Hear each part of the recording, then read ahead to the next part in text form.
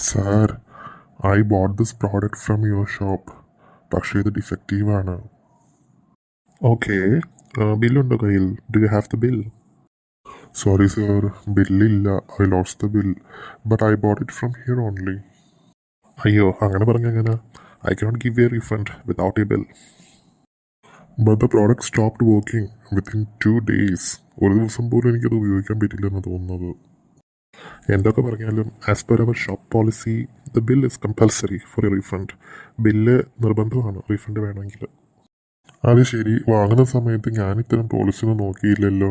This is very disappointing. I trusted your shop. ഞാൻ നിങ്ങളുടെ കടയെ വിശ്വസിച്ചിരുന്നു.